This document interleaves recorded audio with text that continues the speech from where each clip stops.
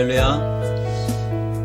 벌써 이렇게 영상으로 주일을 만나는 게 벌써 두 번째가 됐네요. 우리 영상을 보고 계신 우리 성도님들, 또 우리 영상을 보시는 시청자분들, 어떻게들 지내고 계십니까? 은혜 받고 계십니까? 우리가 신앙생활 하는 데에서 정말 가장 중요한 건 뭐냐면 그 은혜에 대한 감동이 항상 내게 있는 것이 가장 중요합니다. 그가 내게 베푸신 그 은혜, 항상 막 그걸 생각하면서 막 눈물 흘리고 그러진 않는다고 해도 늘 주님을 생각하면 가슴 한켠에 어떤 울림을 가지고 있어야죠. 마음 한켠에. 그 은혜의 감동을 잃어버리면 세상에서는 흔히 그러죠. 건강을 잃으면 다 잃은 것이다, 뭐 이런 말이 있습니다. 명예를 잃고 재산을 잃으면 조금 잃은 것이요, 명예를 잃으면 다 많이 잃은 것이고, 건강을 잃으면 모두 잃어버린 것이다, 뭐 이런 말이 있죠. 크리스찬들에게 있어서 이 은혜의 감동을 잃어버리는 건 건강을 잃어버리는 것보다도 더 큰 일인 것 같습니다. 하나님의 말씀이, 그 찬양이, 우리 예수 그리스도의 그 은혜와 사랑에 대한 감동을 다 잃어버리는 건 이건 정말 큰 문제가 아닐 수 없어요. 그래서 우리 성도님들, 또 이 영상 보시는 모든 분들, 늘 찬양 가운데서나 기도 가운데서나 예배 가운데서나 그 어느 순간에나 그 은혜의 감동을 회복하시고 누리실 수 있는 여러분 되시기를 바랍니다. 오늘은 우리 지금 믿음이란 무엇인가에 대해서 지금 계속 하고 있었는데, 지금 왜 믿어야 하는가, 무엇을 믿는가, 이렇게 계속 말씀을 나눴죠. 그리고 이제 어떻게 믿어야 하는가에 대해서 제가 말씀을 드릴 때 히브리서 11장을 이야기하면서 보이지 않는 분을 보는 것처럼 살아가는 것이 우리의 신앙생활이다, 그렇게 믿는 것이다, 그렇게 사는 것이다, 뭐 이런 이야기를 드렸죠. 그래서 오늘은 먼저 말씀을 나누기 전에 우리 성경을 한 구절 좀 보겠습니다. 우리 로마서 1장 1절에 보면, 그러므로 형제들아, 내가 하나님의 모든 자비하심으로 너희를 권하노니 너희 몸을 하나님이 기뻐하시는 거룩한 산 제사로 드리라. 이는 너희의 드릴 영적 예배니라. 너희는 이 세대를 본받지 말고 오직 마음을 새롭게 함으로 변화를 받아 하나님의 선하시고 기뻐하시고 온전하신 뜻이 무엇인지 분별하도록 하라, 이렇게 말씀을 하죠. 그래서 우리가 보이지 않는 분을 보는 것처럼 살아가는 것, 그러니까 보이지 않는 분과 동행하는 것이 우리의 믿음의 방식이라고 그랬잖아요. 어떻게 동행을 할 것인가, 믿음에 보이지 않는 그 하나님과 함께 하신다고 약속하신 그 하나님과 동행하는 것은 과연 우리가 어떻게 해야 되는가, 이 부분을 오늘 좀 나누고 싶습니다. 우리가 먼저 알아야 될 것은, 우리 믿음이라는 것은 곧 삶입니다.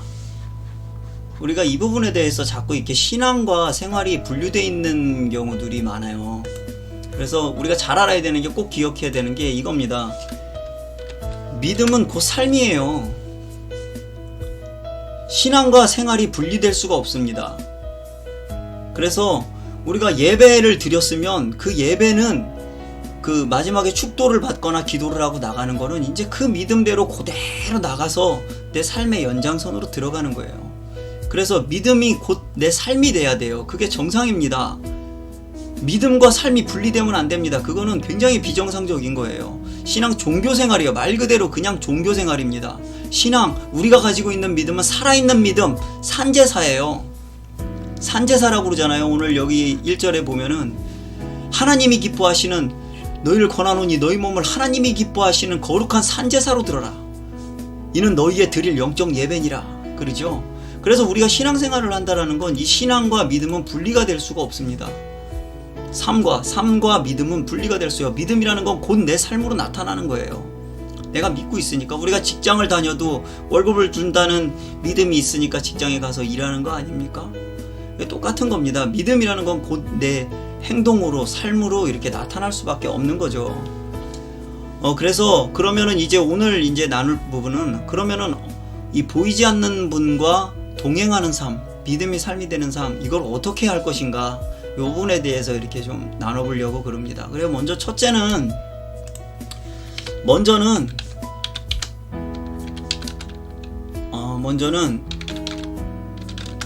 하나님의 말씀 앞에 앉으세요. 제가 이거를 끊임없이 얘기를 하고 있죠. 하나님의 말씀 앞에 앉아야 됩니다. 교회가 타락을 했거나 교회가 어려운 일이 생겼거나 모든 문제가 생겼을 때 하나님이 이것을 회복시킬 때 보면 항상 말씀 앞에 앉는 사람들이 나왔어요. 이스라엘이 바벨론에 돌아갔다가 다시 귀환해가지고 성전을 세웠을 때도 가장 먼저 한 일이 뭡니까? 성전을 세우자마자 가장 먼저 한 게 에스라가 성경을 낭독했어요. 그때는 책이 우리처럼 흔하지가 않았으니까 거기에 다 서가지고 그걸 듣고 있었습니다. 계속 들었어요. 얼마나 힘들었을까요? 그래서 우리는 성경을 읽지 않으면 아무 일도 일어나지 않아요. 크리스찬은 하나님의 말씀을 들음으로 인해서 믿음이 된 것이고 하나님의 말씀을 들었기 때문에 기도가 되는 겁니다. 기도도 내 마음대로 막 찾아가는 게 아니에요. 예배도 내 마음대로 찾아가는 게 아닙니다. 하나님이 주신 걸 내가 받아들이고 그거에 대한 응답하는 게 기도잖아요. 그래서 우리는 지금 뭐 여러 가지로 어렵고 혼란스러운 와중에 이때 기회라고 생각하시고 말씀 앞에 앉으세요. 잘 안 될 거예요. 그러나 뭐 쉬운 성경도 있고 여러 가지 찾아서 일단 내가 성경을 좀 읽어보겠다. 하나님 말씀을 들어보자 하고서 하나님의 말씀에 집중하실 수 있는 여러분 되시기를 바랍니다. 제가 감사한 게 제가 이 예배당 오자마자도 그랬고 그 전에 사역지에서도 말씀은 하루 종일 1년 내내 읽어야 된다고 해서 계속 읽어야 된다는 얘기를 강조를 했어요. 성경과 예배를 강조를 많이 했습니다. 그런데 이제 말씀을 그 얘기를 또 이렇게 참고 삼아서 감동하셔서 말씀을 읽으시는 분이 계시다는 얘기를 듣고 제가 참 많은 위로와 용기를 얻었습니다. 아무리 떠들어도 아무도 그 말을 듣는 사람이 없다면 얼마나 지치고 힘들겠습니까? 그런데 그 말을 듣고 또 성경 앞에 앉으시는 분이 계시다는 얘기에 제가 좀 마음이 감사해요. 성경이 우리 성경 자체가 좀 읽기가 힘들죠. 120년 전 언어로 써져 있기 때문에 표현법도 그렇고 막 잘 안 읽어집니다. 그런데 그걸 읽을 때 꼭 이 성경만 가지고서 우리가 갖고 있는 성경만 갖고 읽으려고 하니까 그래요. 쉬운 성경 읽으면 어때요? 돈 3만 원 투자해갖고 성경을 한번 다 읽을 수 있다면 그거보다 훌륭한 투자가 어디 있습니까? 그래서 제가 지금 제 책상에만 있는 것도 성경 버전이 한 5가지 버전이 있어요. 뭐 이런 것도 있고요. 이거 ESV 이건 개정개혁판으로 스터디용 공부 성경이고, 그리고 뭐 쉽게 편안하게 읽는 이렇게 쉬운 성경 버전도 있고, 이렇게 여러 가지 책 종류만 성경 종류만 한 5가지 있습니다. 직역성경도 있고. 이게 성경을 읽을 때 중요한 건 그가 무슨 말을 하셨는가 그 뜻을 듣는 게 중요해요. 예를 들어서 제가 보세요. 마하바냐 바라밀다 신경 반자제 행신바냐 바라밀다, 이거 무슨 뜻인지 아십니까? 이게 뭐냐면은 반야심경이에요. 이걸 왜 외우고 있는지 모르겠는데 무슨 뜻인지 전혀 모르죠. 성경을 읽을 때 무슨 뜻인지 모르고 읽으면 안 돼요. 무슨 말이 뭔 말을 하고 있는가를 생각하면서 읽으세요. 그게 중요한 겁니다. 많이 읽는데 나 1독에서 2독에서 50독에서가 중요한 게 아니라 거기에서 무슨 말을 하고 있는가, 거기에 먼저 집중하는 게 그게 가장 중요한 겁니다. 종교 개혁이 되고 나서 개혁이 될 때도 마찬가지고 뭡니까? 하나님의 말씀이 사람들에게 왔을 때 변화가 일어났잖아요. 라틴어 성경으로 예배드리는 그 카톨릭하고 달라질 게 뭐 있습니까? 내가 알아듣지도 못하는 말을 보고 있다면 그게 무슨 의미가 있겠어요? 뭐 안 읽는 것보다는 낫겠지만. 그래서 성경을 읽으실 때는 어린이용 성경 보고서 이해하면 어떻습니까? 못 알아보는 것보다, 못 알아듣는 말 하고 못 알아듣는 말 듣는 것보다 읽고서 이해할 수 있으면 거기서부터 하나님이 나와 함께 하시는 그 일들이 시작됩니다. 그래서 제가 여러분에게 계속 강조하고 싶은 말은 그겁니다. 성경을 읽으세요. 이런 때일수록 하나님의 말씀을 읽어야 내 삶이든 어디든 답이 나오든 무슨 일이든 시작됩니다. 그리고 두 번째는 먼저는 하나님의 말씀 앞에 앉아서 그 말씀 갖고 사는 거예요. 두 번째는 영적인 일, 영적 일과 육적인 일 분리하지 마세요.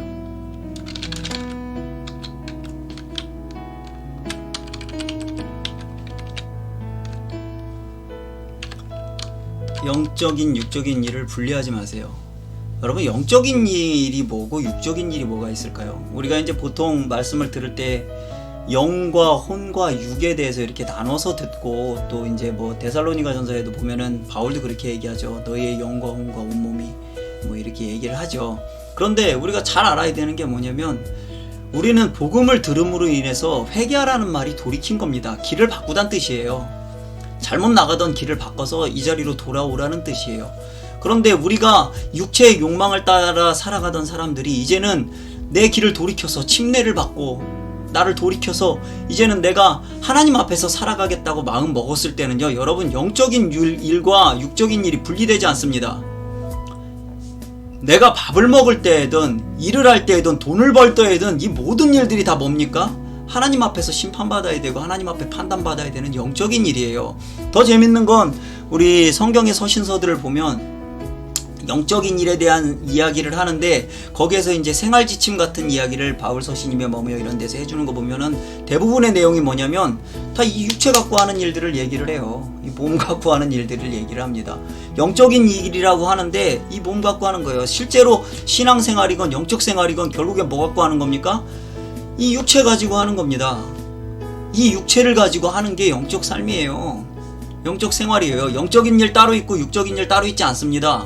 예수 그리스도를 믿고 살아가는 사람들의 모든 삶의 순간은 다 영적이에요. 다 영적인 겁니다. 그래서 이거를 분리해버리면 어떤 일이 일어나냐면 신앙하고 생활이 분리돼 버려요. 교회 와가지고는 거룩한 모습인 척, 은혜 받은 척 하다가 돌아서 나가는 순간 다른 모습을 나타내면 그게 무슨 그리스도인의 사람입니까? 외식하는 사람이지.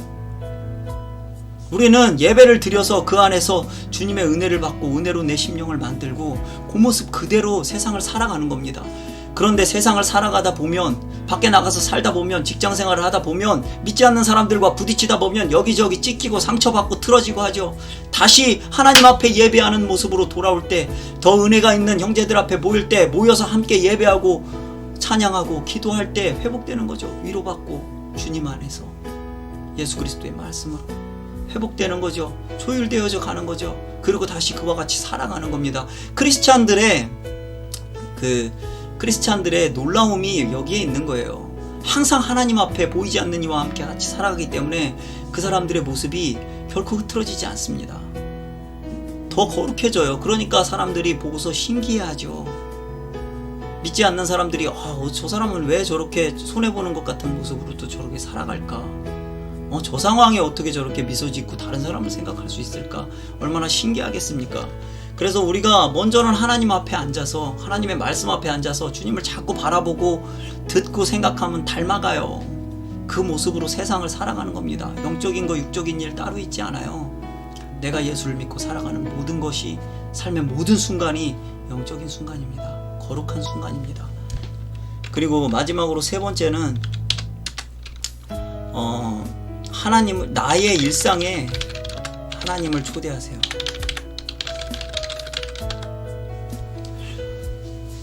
제가 20살쯤 무렵에 신해철이라는 가수가 어떤 노래를 하나 내놨었어요. 그게 뭐냐면 일상으로의 초대라는 노래예요. 그 가사가 제가 기억이 많이 나요. 벌써 20년이 다 됐는데도 기억이 납니다. 그게 뭐냐면 산책을 하고 차를 마시고 책을 보고 뭐 이런 일상 속에, 그 일상 속이 지금 평범하고 항상 그냥 흘러가는 일상이지만 네가 나한테 와준다면, 당신이 나한테 와준다면 그 평범한 일상이 전부 새로워질 거야.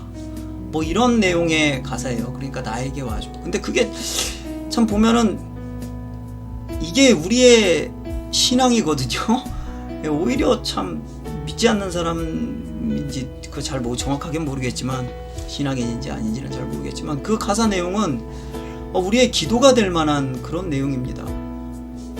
내 일상생활에 우리는 하나님을 믿는다, 하나님이 함께한다 그러면은 뭐 예전에 너무 많이 들었죠. 뭐 소원전증 나으리라 귀신을 쫓고 방언을 말하며 막 그러고 나가서 선교를 하고 어쩌고 막 이런 으쌰 막 이렇게 하지 않습니까? 그러니까 믿음 조금 좋다고 그러면 다 뭐지 신학교 가라, 목사 되라, 뭐 해라 이렇게 해가지고 크리스찬들이 능력을 잃어버린 거예요.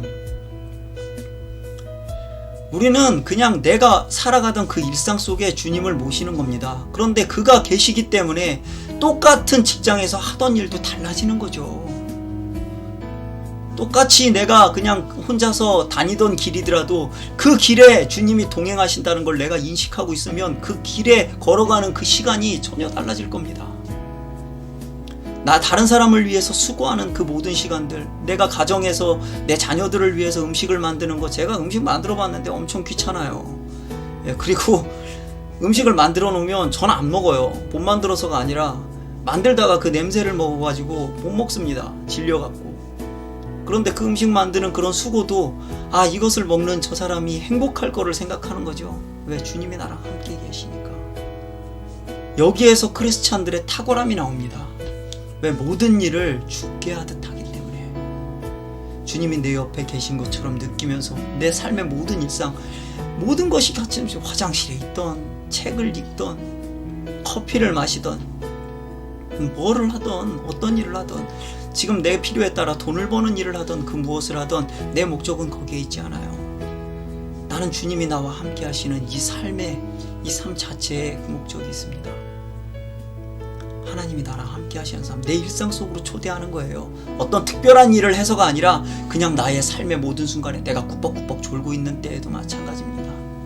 어떤 때는 화가 나서 씩씩거리는 그때에도 그 모든 일상 속에 하나님을 초대하는 것, 그게 곧 믿음이 삶에 되게 하는, 어떻게 믿을 것인가 하는 것에 대한 답이죠. 제가 지금 벌써 읽은 지 한 20년 된 책이에요. 그 책 중에 로렌스 형제가 쓴 그 하나님의 임재 연습이라는 책이 있습니다. 어떤 책이냐면 이 책이거든요. 근데 가능하시면 이 책은 좀 사서 읽어보실 수 있는 분들은 읽어보셨으면 좋겠어요. 이 사람이 뭐 대단한 엄청난 일을 한 사람도 아니에요. 수도원에서 음식 만드는 사람입니다. 그런데 제가 이 성경의 내용 중에 지금 20년이 지났는데도 아직까지도 계속 기억나는 그 한 구절의 말씀이 있습니다. 이 사람이 뭐라고 그랬냐면, 나는 하나님을 사랑함으로 이 오믈렛을 뒤집는다, 이런 말이 있어요. 그 말이 저는 지금도 기억이 납니다. 그게 뭐냐면은 그냥 음식 만드는 건데, 나는 하나님을 사랑하기 때문에 이 음식을 먹는 사람들이 이 음식을 먹고 즐거워하길 원하기 때문에 음식하는데 정성을 들이는 거예요. 당연히 음식이 훌륭해지겠죠. 사람들 만드는 식사를 준비하는데 그것이 불에서 음식 만드는 거 얼마나 고됩니까? 서서 일하고. 그러나 나는 하나님을 사랑하기 때문에 저 하나님의 사람들이 이 음식을 먹고 건강하고 기뻐하길 바라기 때문에 난 이 오믈렛을 하나님을 사랑함으로 뒤집는다, 이겁니다. 우리는 하나님과 보이지 않는 분이기 때문에 그분과 살아가기 위한 훈련이 필요해요. 연습이 필요합니다. 끊임없이 그 훈련을 하다 보면 함께 계신 하나님을 느끼기도 하고 체험하기도 하고 기쁨을 누리기도 하는 거예요. 그러기 위해서 첫 번째 뭐냐면 하나님의 말씀 앞에 앉아야 돼요. 하나님의 말씀을 봐야 됩니다. 그리고 두 번째, 내 삶, 나의 삶과 믿음을, 신앙을 분리하지 마세요. 신앙과 생활은 하나입니다. 믿음은 곧 삶입니다. 그리고 세 번째, 내 일상으로 그분을 초대하는 거예요. 어떤 특별한 일 할 때만, 내가 책 읽을 때만 아니요.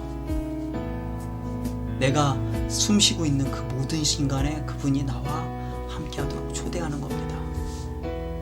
이것이 우리가 어떻게 믿을 것인가, 어떻게 보이지 않는 하나님과 함께 하실 거예요, 함께 할 것인가에 대한 저의 답입니다. 여러분들 더 고민해 보시면 더 구체적이고 더 훌륭한 답을 찾아내실 수 있다고 생각해요.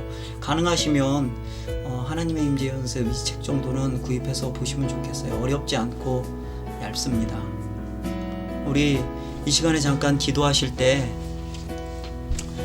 내가 하나님을 바라보고 하나님을 생각하고 내 삶의 모든 순간에 하나님을 느끼며, 당신을 느끼며, 나랑 함께 하시는 그분을 느끼며, 그 은혜를 느끼며 살아가는 우리 모든 심령들 될 수 있도록 우리 잠깐 기도하시면서 마치겠습니다. 거룩하신 하나님 아버지, 내 삶의 모든 순간에 함께 하겠다고 약속하신 하나님, 내가 호흡하는 모든 순간마다 주님과 동행함을 잊지 않고 살 수 있도록 도와주시옵소서. 성령께서 인도하여 주셔서 그 감동으로 살아가는 우리 모든 성도들 되게 하시고 내 삶이 되게 하여 주셔서 하나님을 잊고 살지 않게 하시고 늘 하나님을 기억하여 그와 함께 손잡고 걸어가는 동행하는 자, 함께하는 자로서 증거받는 이 기쁜 삶이 될 수 있도록 우리 성도들에게 은혜를 베풀어 주시옵소서. 우리 주 예수 그리스도 이름으로 기도합니다.